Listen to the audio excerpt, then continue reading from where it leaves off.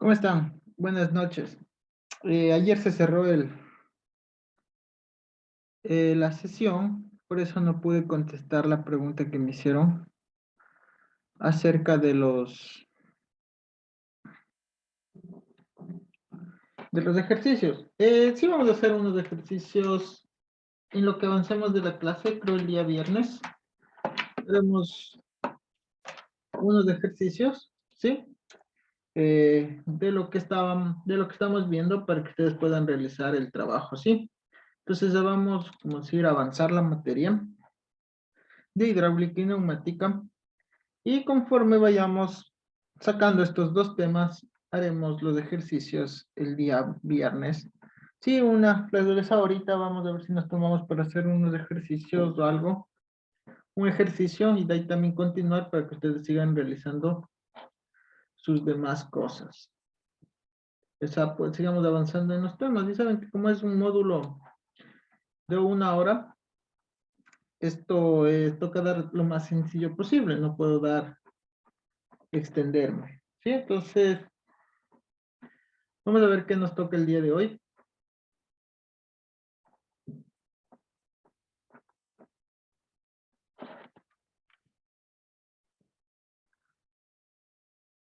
Ahí al final me hacen preguntas, no hay problema.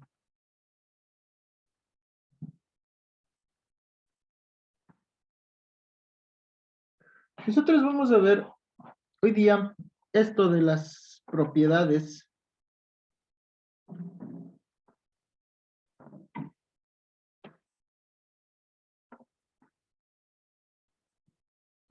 de los fluidos. Entonces, bueno, nosotros ya lo definimos anteriormente, que era un fluido, ¿no es cierto? ¿Cuáles eran sus características de esto del fluido? Entonces nosotros vamos a comenzar diciendo, o sea, prácticamente esta definición de fluidos, no sé si ustedes han escuchado acerca de la mecánica de fluidos. ¿Qué es esto de la mecánica de fluidos? Es el estudio del comportamiento, ¿sí? O sea, la mecánica de fluidos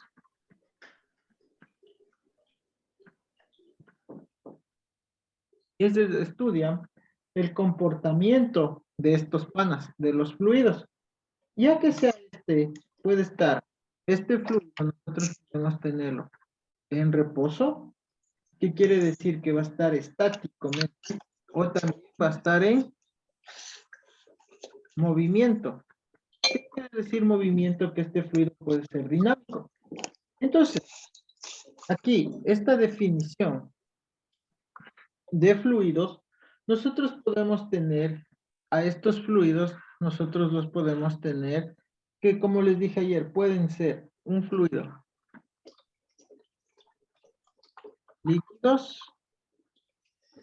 y gaseosos, y se caracterizan por tener sus propiedades físicas. ¿Sí? Entonces un fluido tiene sus propiedades físicas. Como aquí tenemos las propiedades van a ser las propiedades físicas. ¿Qué estoy hablando de propiedades físicas?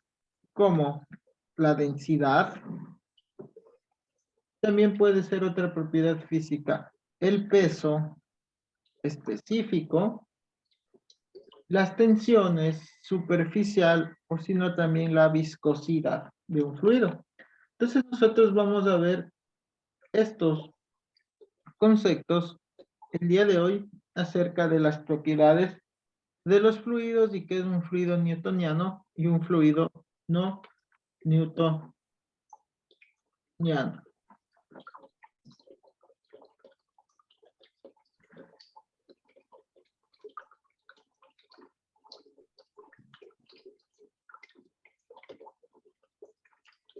Entonces nosotros podemos empezar con esto de que es un fluido newtoniano.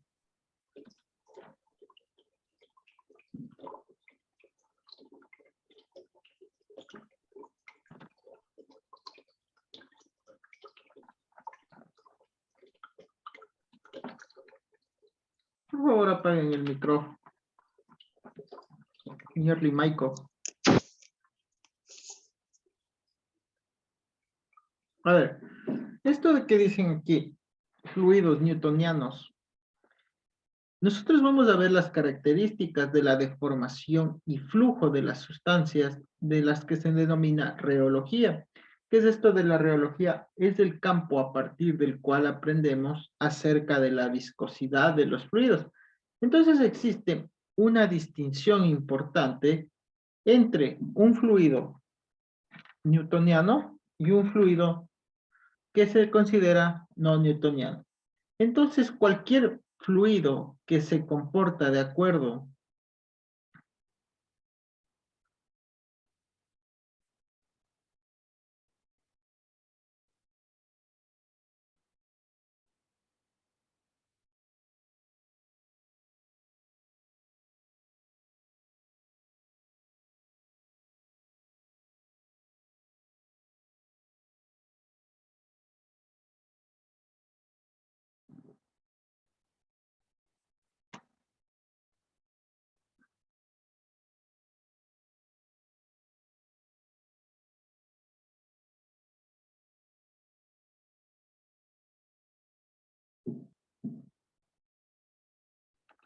sí, donde nosotros podemos decir, no me quería meter a esto, pero donde nosotros podemos decir que se va a generar que nosotros podemos tener una fórmula que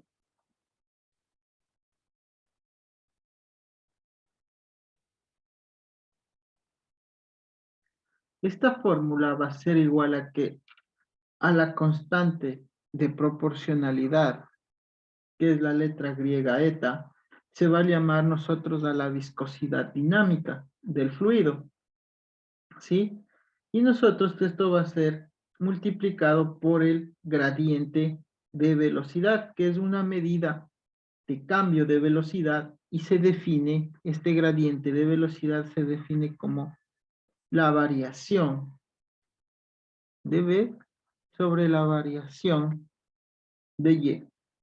Sí, entonces este gradiente se llama también tasa de cambio del esfuerzo cortante. Esto de aquí es la letra tau, es la letra griega tau, y este es del esfuerzo cortante, que es igual a que a la constante de proporcionalidad que multiplica a la tasa de cambio del esfuerzo respecto a la posición de Y. ¿Sí? Esto quiere decir que nosotros a un fluido no newtoniano se llama fluido ¿a quién? A la viscosidad dinámica. Esta es la viscosidad dinámica. Y solo es una función de la condición que va a tener el fluido, en particular de su temperatura. Entonces, la magnitud del gradiente de velocidad delta V sobre delta Y no tiene ningún efecto en la magnitud de esta viscosidad dinámica. Entonces, los fluidos más comunes, ¿sí? Como ustedes pueden ver aquí, los fluidos más comunes como son, aquí tenemos el agua, el aceite, gasolina, bueno, no tenemos aquí la gasolina, también tenemos alcohol, queroseno,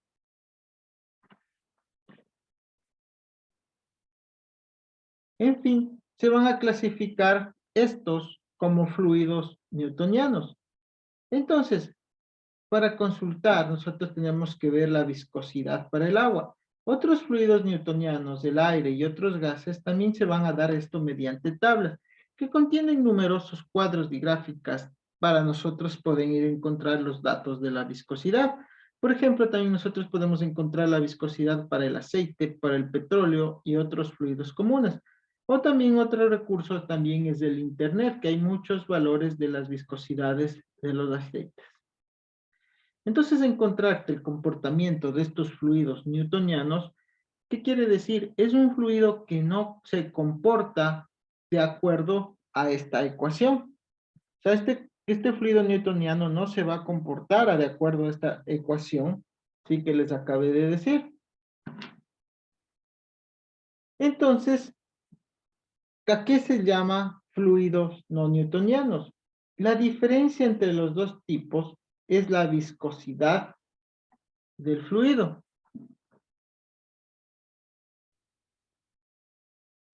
¿Sí? Entonces nosotros, ¿cómo podemos diferenciar a un fluido newtoniano? Nosotros podemos tener el gradiente de velocidad. Nosotros tenemos un fluido newtoniano que es de una forma continua. Y nuestro gradiente de velocidad es de esta forma, tipo de un álaro. Entonces ese gradiente de velocidad está dado gracias al esfuerzo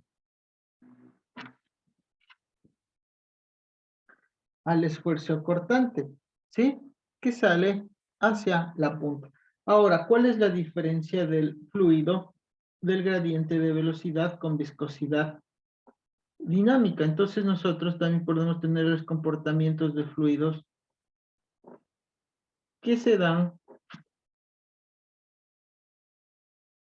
a lo largo del tiempo.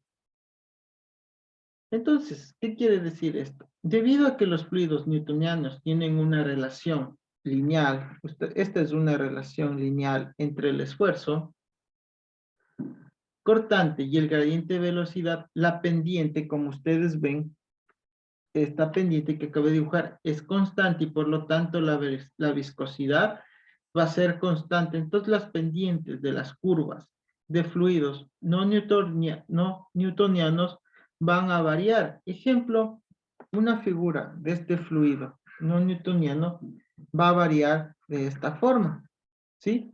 De esta forma va a ser las curvas. Entonces nosotros aquí vamos a tener un fluido Bridgman y un fluido dilatante. Sí, entonces aquí van a chocar y vamos a tener un punto de intersección y aquí va a estar nuestro otro fluido. Entonces esas son las características de la forma en que cambia la viscosidad de acuerdo con el gradiente, ¿sí? Entonces el uno, nuestro gradiente va a ser de una forma lineal y el otro, como estamos viendo, no es lineal. Entonces, dos de las principales clasificaciones de los fluidos no newtonianos son los fluidos independientes en el tiempo, ¿sí? Estos se van a clasificar en los fluidos independientes en el tiempo y fluidos dependientes del tiempo. Como su nombre lo indica, ante cualquier esfuerzo cortante, estos fluidos independientes del tiempo van a mantener una viscosidad que no va a variar. Por su parte, la viscosidad de los fluidos depende del tiempo, si cambian o no. Entonces es posible definir tres tipos de fluidos independientes. Nosotros podemos tener el pseudoplástico o los fluidos dilatantes o el fluido Bridgman. ¿Qué es esto de fluidos dilatantes? Se hace referencia a esta gráfica de aquí, digamos esta gráfica B, porque acá es la gráfica A. Entonces se hace referencia a esta gráfica B, la gráfica del esfuerzo cortante contra el gradiente de velocidad o de los fluidos dilatantes se encuentran por debajo de las líneas rectas, trazada por los fluidos newtonianos. Entonces la curva va a comenzar a opacar esa pendiente. Ahora, ¿qué es un fluido Bridgman? Este en ocasiones son los llamados fluidos de flujo, de inserción. Entonces los fluidos requieren el desarrollo de un nivel significativo del esfuerzo cortante antes de que comience en el flujo. Una vez que se indica el flujo, hay una condición esencialmente lineal hacia la curva. Entonces nosotros podemos tener fluidos dependientes del tiempo, como ya vimos los independientes, ahora también pueden existir estos dependientes. Estos dependientes del tiempo son muy difíciles de analizar. ¿Por qué? Porque la viscosidad aparente varía con el tiempo, así como con el gradiente de velocidad y la temperatura. Ejemplos de fluidos dependientes del tiempo son algunos de los crudos a bajas temperaturas. Ejemplo también las tintas de impresora, el nylon líquido, otras soluciones de polímeros, algunas gelatinas, la masa, la harina, tipos de grasas y pinturas, podemos decir con esto. Entonces, dos tipos de fluidos dependientes del tiempo, donde en cada caso la temperatura, aquí la temperatura va a ser constante. Entonces, el eje que nosotros, de este comportamiento de estos fluidos dependientes, esta gráfica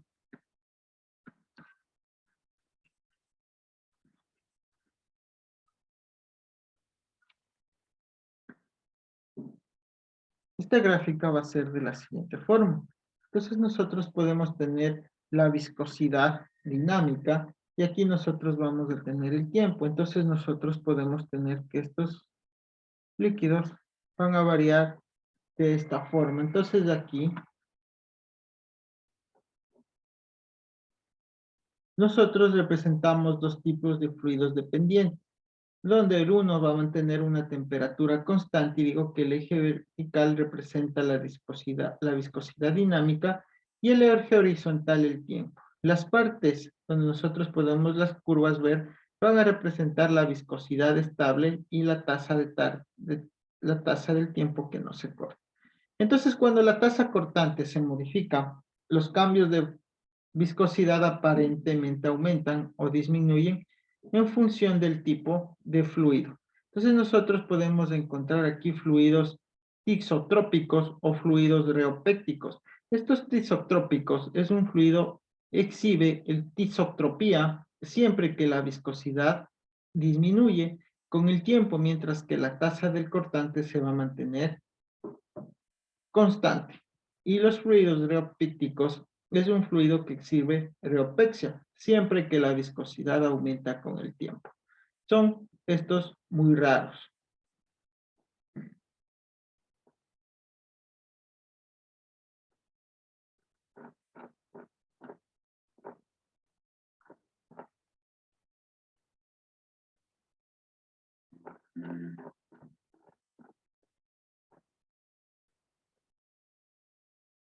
También nosotros tenemos aquí en esto de los newtonianos y no newtonianos,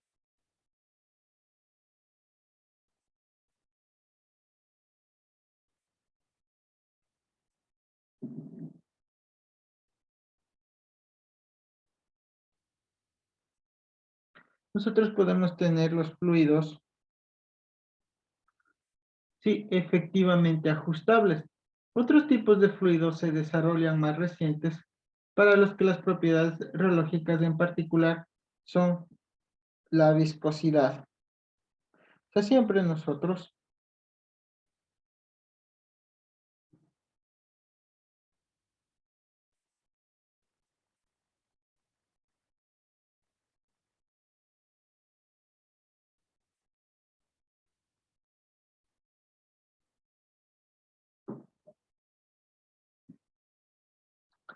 entonces nosotros, la viscosidad y la rigidez pueden cambiarse efectivamente mediante la variación de corrientes eléctricas al cambio del campo magnético alrededor del material.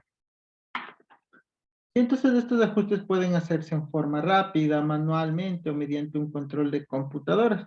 Entonces, ¿qué son esto de los fluidos electrorreológicos? Son suspensos de partículas finas como el almidón, los polímeros, ¿sí? Y cerámicas presentes en un aceite no conductor, como el aceite mineral o el aceite de silicona. Las propiedades del fluido son controlables por medio de la aplicación de una corriente eléctrica. Cuando no se les aplica una corriente, estos fluidos se comportan como otros líquidos. También aquí nosotros podemos encontrar los fluidos magnetorreológicos. Son estos fluidos, contienen partículas suspendidas, ¿sí? Y también los nanofluidos. Los nanofluidos que contienen partículas son extremadamente pequeñas, o sea, tienen nanoescalas menos de 100. Se me fue esta parte. Perfecto. Son fluidos básicos como el agua, refrigerantes, ¿sí? Aceites y lubricantes sintéticos, ¿sí? Los nanofluidos, también nosotros podemos encontrar la viscosidad de los polímeros. Entonces nosotros, esta viscosidad de los polímeros son material de muchos estudios industriales y de investigación. Por lo general, para estos polímeros se deben calcular las 5 factores de viscosidad, como son la viscosidad relativa, inherente, reducida y específica. ¿Sí? Bueno, esto con respecto a los fluidos newtonianos y no newtonianos, les di un poco de resumen, porque esto es una materia muy compleja. Ahora vamos a ver nosotros esto de las propiedades de los fluidos para que ustedes si quieren seguir avanzando los cálculos, lo sigan haciendo, si no yo les ayudo. No todos los ejercicios, unos pocos, uno o dos, y ustedes tienen que seguir haciendo. Entonces ahora, nosotros vamos a ver esto de las propiedades de los fluidos.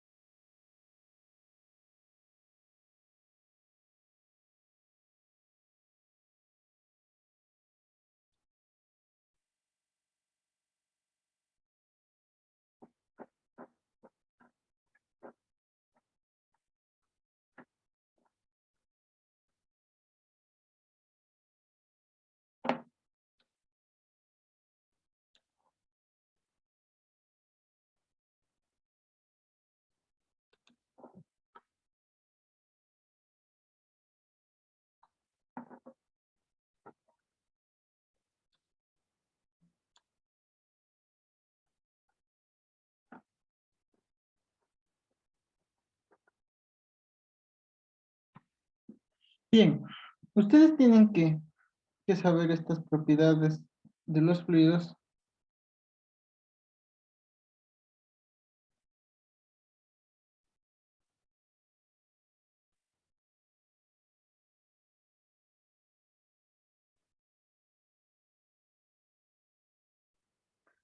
Como nosotros tenemos aquí, bueno, hay algunas propiedades: densidad, peso específico, gravedad específica. Nosotros vamos a comenzar con esto de la densidad.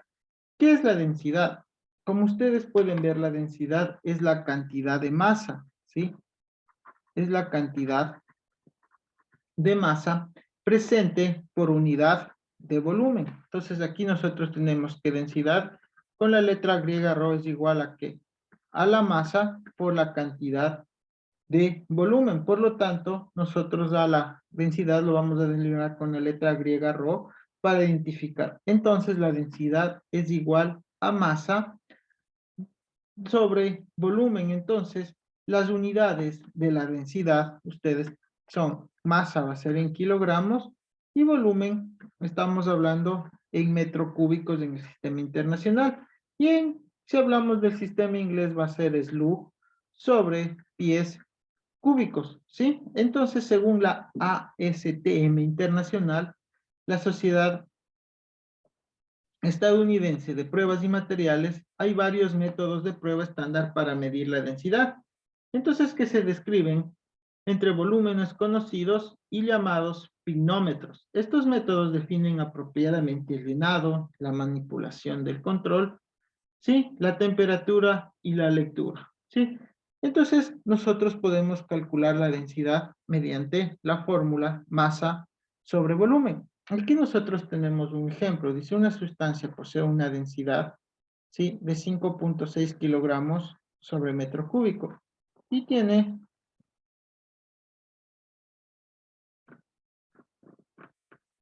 una masa de 850 gramos. ¿Cuál es su volumen? Entonces nosotros tenemos que transformar primero la masa, que dice 850 gramos, a kilogramos.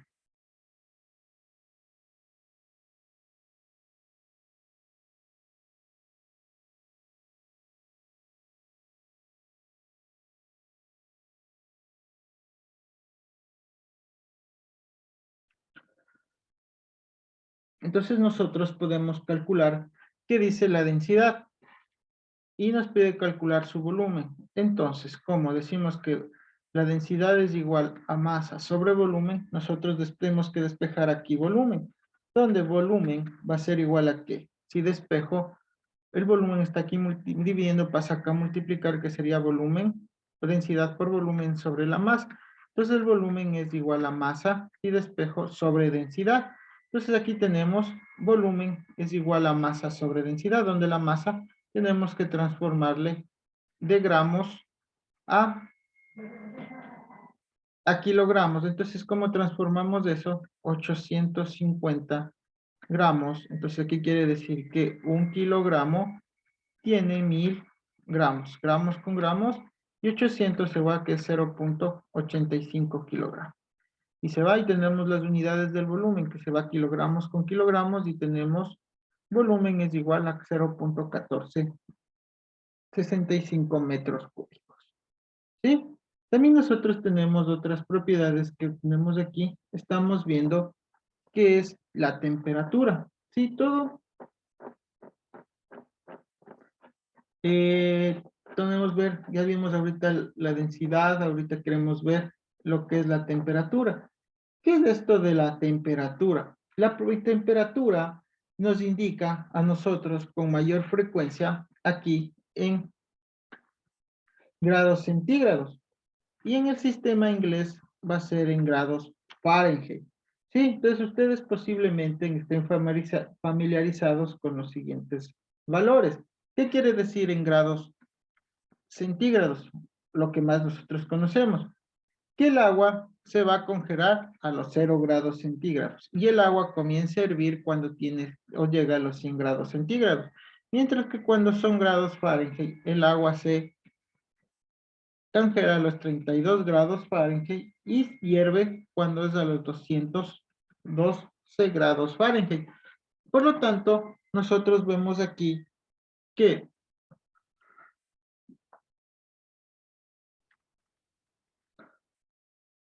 le llamamos que de 100 grados y 180 grados entre los mismos dos puntos de los datos físicos. O sea, si tenemos esta escala, quiere decir que aquí vamos 0, 100, aquí vamos 32, ¿sí? Y tener una variación de 180 grados. Ya les voy a indicar esto de lo que les quiero decir. ¿Sí? Entonces, ¿esto qué quiere decir? Que si yo tengo 100 grados Celsius y 180 grados Fahrenheit, entre los mismos dos puntos de los datos físicos, nosotros debemos decir que esto va a equivaler a 1.8 grados Fahrenheit. Entonces, a partir de estas observaciones, nosotros podemos calcular, o dadas las temperaturas, pasar, porque estamos, lo que ustedes están viendo aquí, de Fahrenheit a Celsius. ¿Qué quiere decir? Grados Fahrenheit menos 32 sobre 1.8. Para transformar de Celsius a Fahrenheit, es Fahrenheit, grados Fahrenheit va a ser igual a 1.8 por los grados centígrados más 32, ¿sí? Y de grados, también nosotros podemos tener aquí las temperaturas absolutas. Las temperaturas absolutas, las escalas que son Celsius y Fahrenheit, se van a definir de acuerdo por puntos de referencia arbitrarios. Por ejemplo, las escalas Celsius tienen puntos de referencia convenientes en relación con las propiedades del agua. Por otro lado, la temperatura absoluta se define como el punto cero correspondiente a las condiciones que se detienen todo el movimiento molecular. A esos nosotros los llamamos el cero absoluto.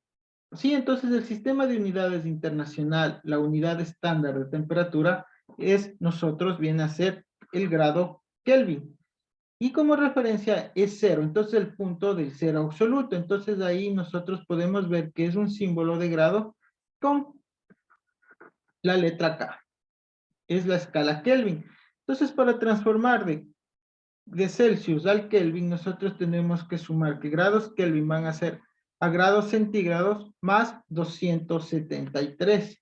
¿Sí? Y también en la escala Fahrenheit se ha demostrado que el cero absoluto está situado a menos 459.67 grados Fahrenheit. Entonces nosotros podemos decir que para transformar de Kelvin a Celsius es que los grados centígrados va a ser igual a grados Kelvin menos 273. ¿Sí? También nosotros podemos tener aquí las de energías. Como ustedes ven, nosotros tenemos aquí este delta U, es la variación de las energías internas.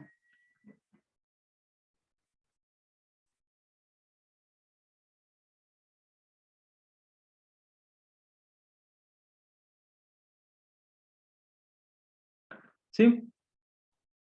Es la energía cinética, sí, porque nosotros vamos a tener la energía cinética, que es de un igual a un medio por la masa por la velocidad al cuadrado, ¿sí?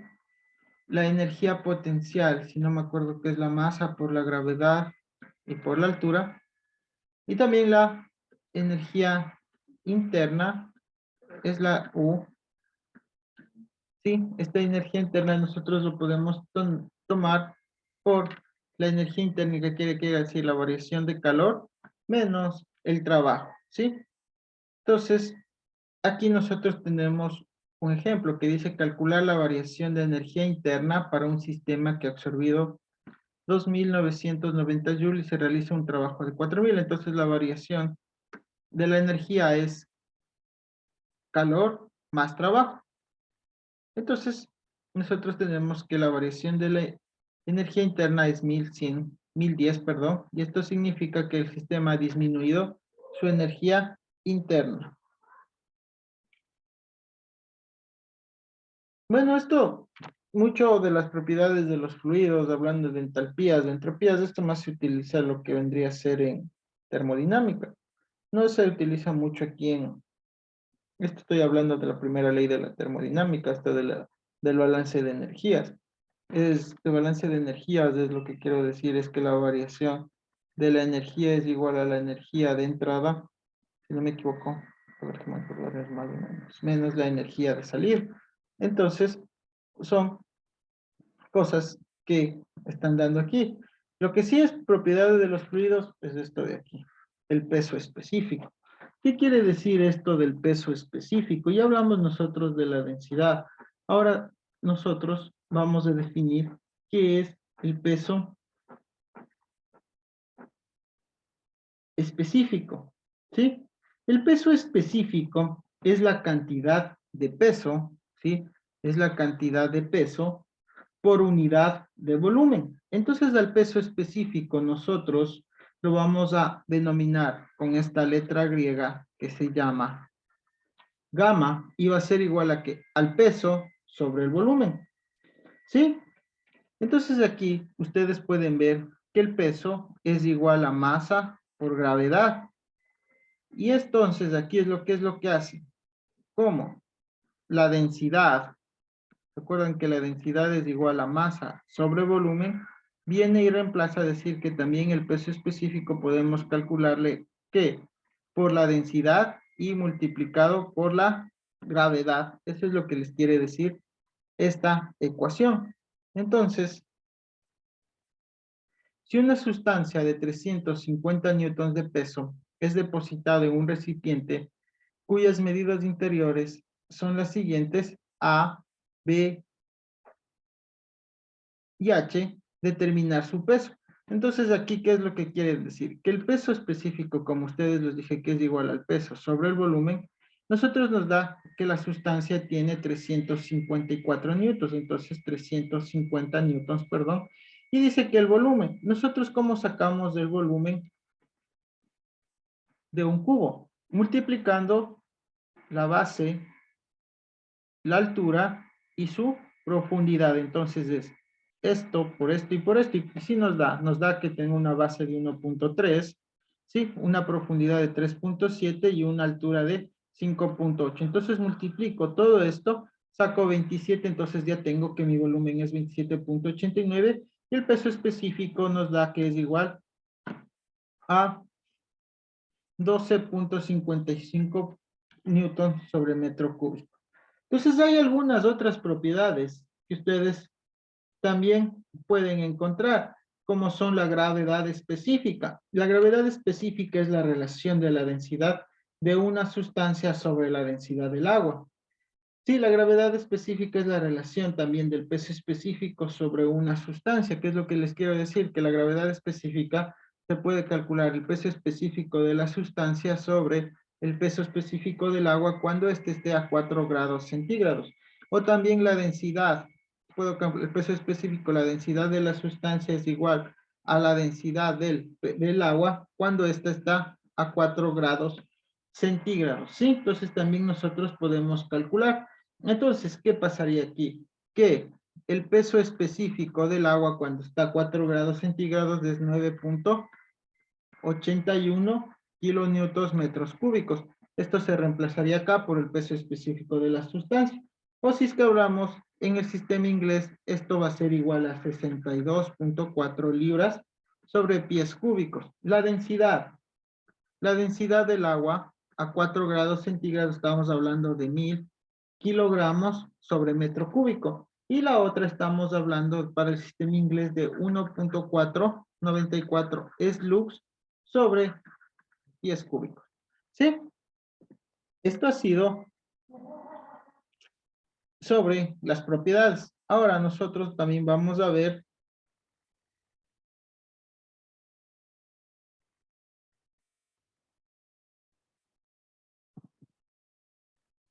acerca de la presión y caudal y el principio de Pascal. Bueno, esto es un poquito más extenso. Entonces nosotros vamos a ver esto que es presión, ¿sí?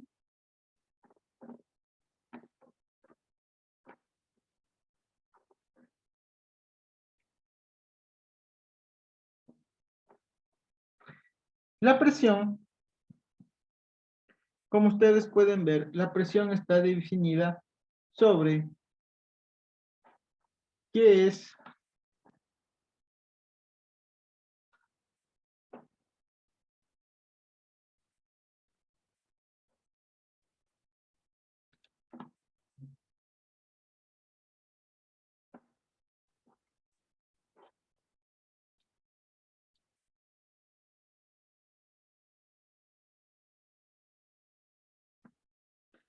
la presión está dada igual a que aquí ustedes pueden ver la fórmula fuerza sobre área. Entonces se define la presión como la cantidad escalar que se obtiene al dividir la magnitud de que de una fuerza ejercida en una forma perpendicular sobre una superficie entre el área de la misma. Este es el área. Entonces por eso decimos que presión es igual a fuerza sobre área. Ahora, ¿qué pasa con esto que dice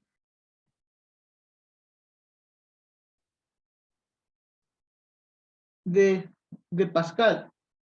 ¿Sí?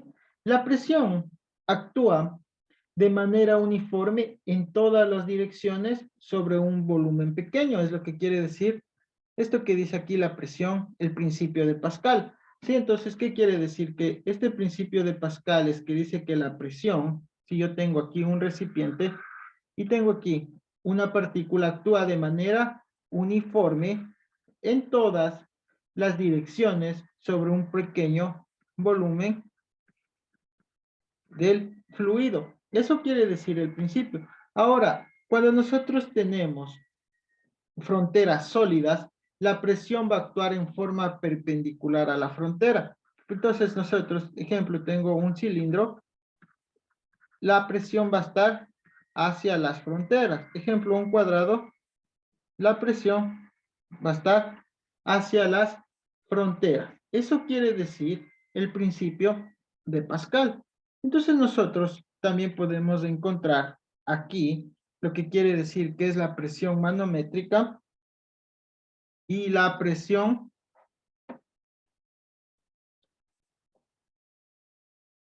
absoluta y la presión atmosférica.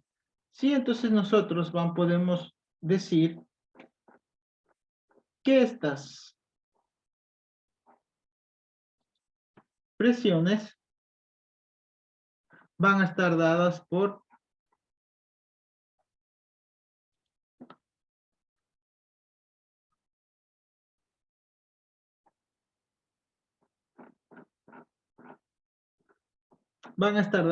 escalas. ¿Por qué? Porque la presión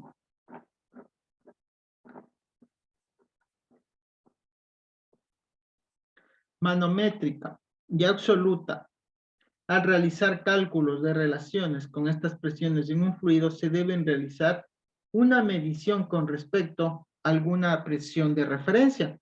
Entonces, por lo general, la presión de referencia es la atmósfera y la presión medida resulta o se denomina presión manométrica. La presión manométrica es la que nosotros tenemos que medir. Y nosotros vamos a tener como referencia a esta presión atmosférica. Entonces, la presión medida en relación con un vacío perfecto, esta presión que se mide con un vacío perfecto,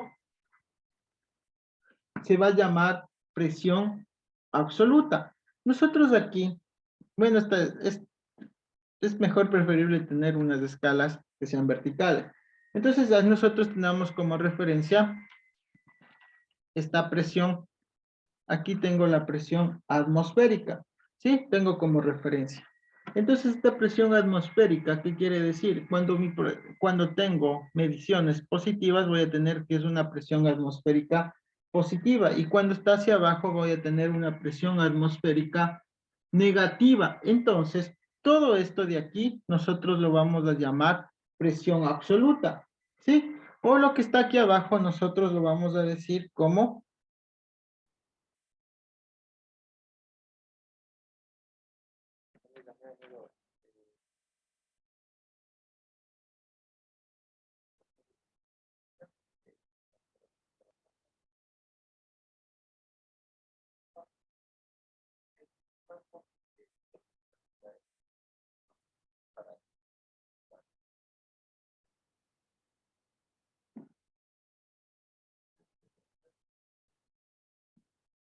Sí, entonces nosotros vamos a hacer todo eso y nosotros tenemos que tener de aquí para abajo se va a llamar lo que es el rango de vacío.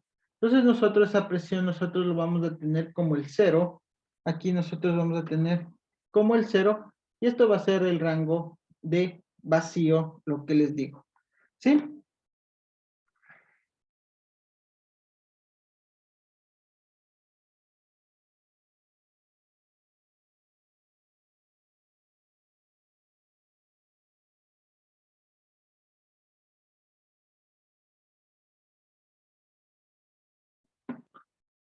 Entonces nosotros podemos calcular esa presión manométrica como sea la presión absoluta más la presión atmosférica. Ahora, nosotros también vamos a tener que es el caudal. Es la cantidad de fluido en peso o volumen que atraviesa una superficie en unidad de tiempo. Por lo general, el caudal nosotros lo vamos a expresar aquí con la letra Q, que vendría a ser el caudal. Va a ser igual a que esto va a ser la velocidad y esto va a ser la V es velocidad y A es el área. ¿Sí? Entonces la velocidad del fluido y el área transversal del ducto donde se circula el fluido, que va a ser igual a velocidad por área. ¿Sí? Entonces aquí nosotros tenemos el principio de Pascal. Bueno, lo que les dije a ustedes, si aplicamos una presión a un fluido contenido en un recipiente, este va a estar igual al punto de equilibrio. Este fenómeno nos, o sea, lo que les decía, que ¿dónde va a estar la presión? Hacia la superficie, perpendicularmente a las superficies, ¿sí?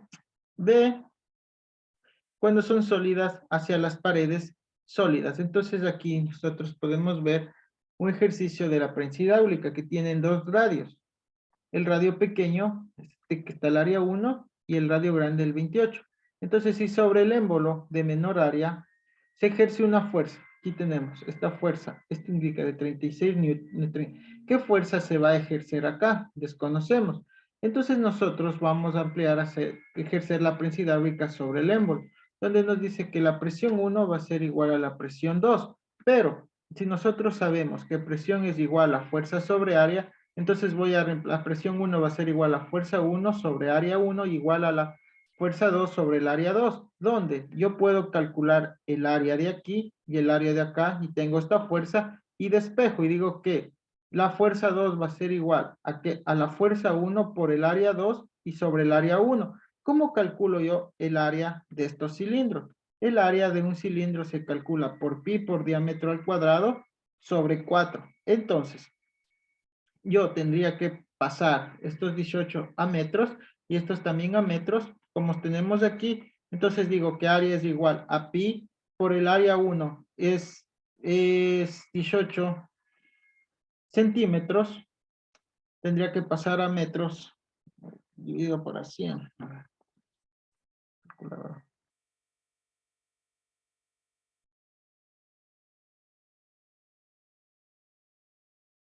18 centímetros, un centímetro tiene, bueno, un metro tiene 100 centímetros. 18 dividido para 100 es igual, aquí si está bien, a 0.18 metros y aquí es 0.28 metros.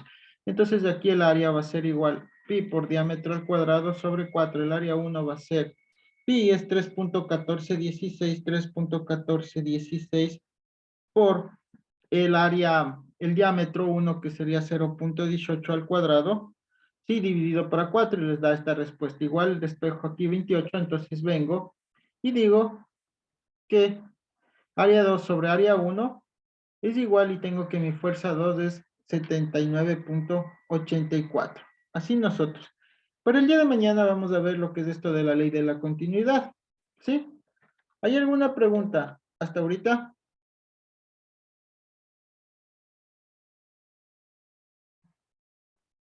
Que me quieran realizar antes de despedirnos.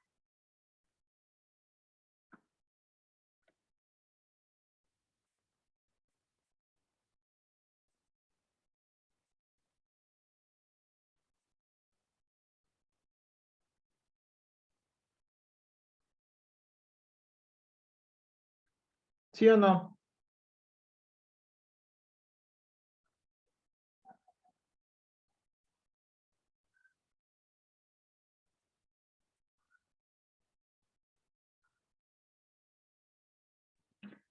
Bueno, si no hay nada, ninguna inquietud, nos vemos el día de mañana para continuar con la clase. Pasen bien, buenas noches.